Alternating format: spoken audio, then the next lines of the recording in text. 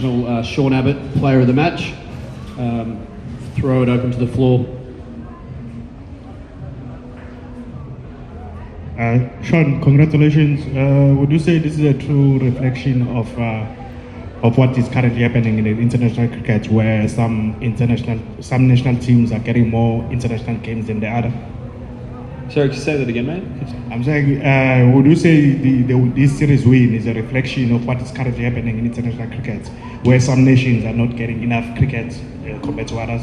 I mean, it's a hard question to answer, mate. But I think I can speak to the conditions tonight. They weren't the easiest conditions for batting, and I think we got it pretty right with the ball through the middle there. We took some wickets, so we made it hard for them, and I think our batters just they showed some intent, played some strong shots, and got away. I don't think that playing T20 cricket on a wicket that has a bit in it for the bowlers is a reflection of whether one side's getting more cricket or not. I think Aiden and Tristan have been playing plenty of cricket, and they batted well, obviously. But I think the guys that didn't score runs tonight for South Africa, I think they got some pretty good balls. So like I said, it wasn't the easiest conditions tonight for batting, and I think we got it right with the ball. And I think credit to our batters. I think they showed just how good they are tonight. So.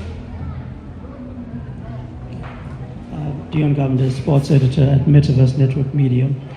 So Australia experimented a bit. You rested Tanveer Singh, you won the toss, you chose to bowl first. Was this sort of strategy discussed beforehand? No, it wasn't really a strategy, and Tanveer, I don't think was rested. I think Zamps was always going to come back in if he was feeling better. He obviously missed the first game with illness, and Tanveer obviously came in and bowled really well, took his opportunity, but we all know how good Zamps is, and I think he was always going to come back in and play the second game tonight. So not so much strategy, just a little bit of, a little bit unlucky for Zamps the first game to miss through a bit of illness. Hi, Matt. Congratulations on the win. Just speak to us about how easy it was for you guys to adapt to the conditions. I mean, you're quite comfortable with the bowling and the batting in both games. So just what would you attribute that to? I just think when we were out there with the ball tonight, I think we communicated really well, and that's something that we as a group have focused on a lot over the last 12 to 18 months, I'd say. It's been a big driving point from Andrew McDonald and the captains that we've had, and Mitch certainly made a point of that in the lead up to the first couple of games, and I think we did that really well tonight. And to be honest, the way the pitch played forced us to keep things really simple, and I think we went out and executed that really well. So I think credit to Mitch in creating that environment, and then obviously the bowling group to go out and do that, and then as I mentioned, the batting group to go out and play the way they did was pretty special. Anyone else in the room? No? All right, we might jump online. If you're online and you want to ask a question, throw your hand up. We'll start with Nick Savage, News Corp. Thanks, Dave. G'day, Sean. Well bowled today. Can you possibly talk through a bit about what it's like bowling with Nathan Ellis? Because you two have seemed to have formed a really strong partnership. Particularly in the death over, it was really effective. What's it like bowling alongside him? It's awesome bowling alongside Nathan. I think I've got a lot of respect for him. Where he has been, really successful in the Big Bash for Hobart. It's not an easy place to bowl and defend. It's quite a nice batting wicket. So I think it's no surprise that he's come into the international side and performed the way that he has. I think his numbers speak for themselves. And I, whenever he's got something to say, like with the captain, I always make sure I'm listening.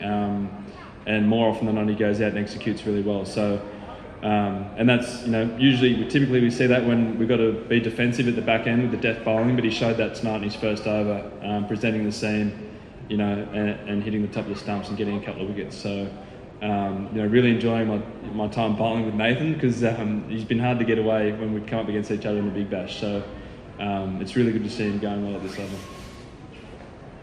He's obviously a very crafty bowler with a lot of slower balls and variations.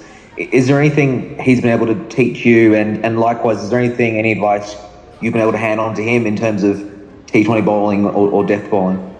We sort of, we've only been here a week or so. We've had, limited opportunities together over the last 12 to 18 months, given how strong our bowling lineup's been. So, but I think one of Nathan's great strengths, and something that we talk about a little bit, you can have all these variations and all these change-ups, but you got to know where those change-ups and variations are going to get hit to, and there's no point in having all those if you can't read the batter well enough. And I think that's one of Nathan's great traits, which you probably wouldn't see or notice as much, watching the game. But when you talk to him about his death bowling, he reads batsmen and reads the plays really well, which I think is his greatest asset and something that I'm really trying to learn off as well. Thanks so much, Sean. Congrats. Thanks, mate. Thanks, Nick. Anyone else online want to have a Fedos? Thank you. Hi, Sean. Sean, it seems like Mitch Marsh is having a wonderful time as captain and hasn't even been dismissed in the series. What do you feel like captaincy is doing for his game, and what's the vibe playing under him?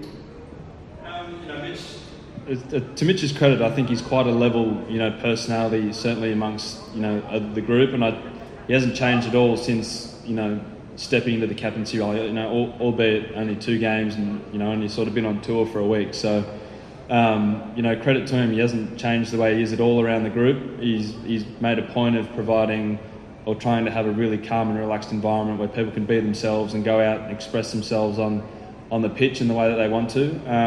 And I just think the way that he's playing on the park is just the way that he's been playing for such a long time now.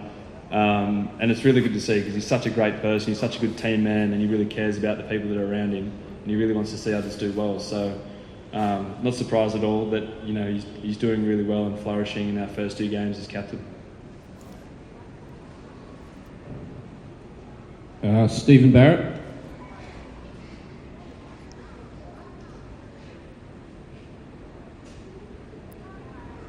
You there? All right, we can't hear Steve Barrett, so we'll go to Josh from CA.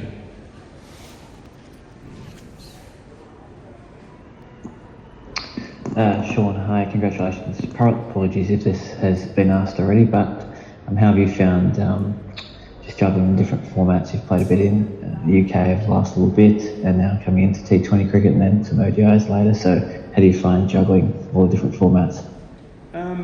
It can take a little bit of adjusting, I suppose, but my job's to bowl, and whatever that entails when I'm sitting at the top of my mark, I've just got to go out and do it. So it's been like that for quite a while now. It's not something that's just been going on for the last few months. So quite used to that, especially getting the opportunity to go out over to the UK and play for Surrey in both red and white ball formats, and then having obviously a big summer back home, and then a few tours with Australia as well. So I think it's just part of being a cricketer for 12 months of the year, and it's something that I'm really enjoying. Yeah.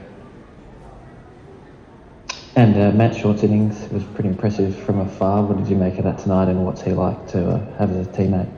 As I said, earlier, I think the pitch tonight, I think, suited the bowlers. It may not have looked like that when we were batting, but I think that just, speaks volumes of the way that those guys are batting at the moment. And we've seen that for a little while now from Matt Short, and I'm not surprised at all that he's doing it at an international level.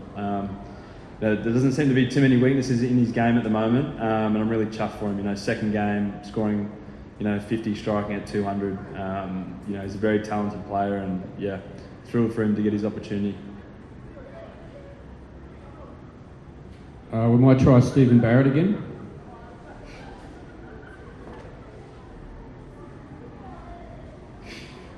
No luck again. All right, anyone else online? One last question.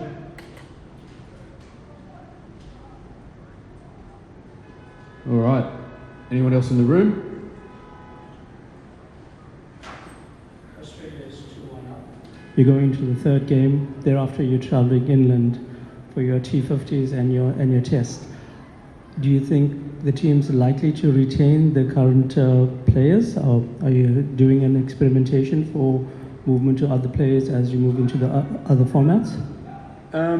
Obviously we're coming into a World Cup, and we've got some players at home resting. They've had a pretty full-on schedule for the whole year. Obviously we have a lot of our guys have been playing in the Ashes. That's a pretty taxing thing to be doing, and we've got some niggles. So I don't think we'll be doing too much experimenting leading into a World Cup. We'll be looking to finalise, putting our best team forward and playing well and getting our combinations right and all that sort of stuff that goes along with that. So, I can't say we'll be doing too much experimenting, but I think there will be some opportunities for some certain players just with, the workloads of, the last couple of months on some individuals and some guys coming back for some niggles. So, we'll have to wait and see.